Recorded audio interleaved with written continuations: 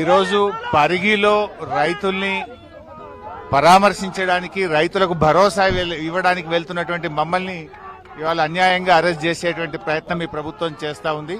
వాస్తవానికి ఇవాళ రేవంత్ రెడ్డి పాలన రాక్షస పాలనగా మారింది. ఇవాళ రాముడో రాక్షసుడెవడో ఇవాళ నిరుద్యోగ యువకులను అడిగితే చెప్తారు, లగచెర్ల రైతులను పరిగి రైతులను అడిగితే చెప్తారు. ఇవాళ రేవంత్ పాలన ఒక రాక్షస పాలనగా మారింది. ఎక్కడికక్కడ దళిత గిరిజన భూములు లాక్కోవడము, భూములు కొల్లగొట్టడము, పేదల ఉసురు పోసుకునే ప్రభుత్వంగా మారింది.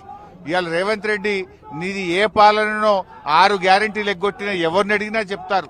ఇవాళ నీ పాలన పోలీస్ పాలన, నీ పాలన రాక్షస పాలన, నీ పాలన గడీల పాలన, నీ పాలన దుర్మార్గ పాలనగా మారిపోయింది. ఇవాళ కనీసం ప్రజాస్వామ్యం లేకుండా పోయింది. ఈ రాష్ట్రంలో పోలీస్ రాజ్యం నడిపిస్తా ఉన్నావు. ఇవాళ కష్టాల్లో ఉండేటువంటి రైతుల్ని మాట్లాడించడానికి, పలకరించడానికి కూడా పోయేటువంటి విధంగా ఇలా మానవ హక్కులను కాలరాస్తా ఉన్నావు. ప్రజాస్వామ్యాన్ని కూని చేస్తా ఉంది ఇలా రేవంత్ రెడ్డి ప్రభుత్వం. కనీసం మేము మాట్లాడే హక్కు లేదా మాకు?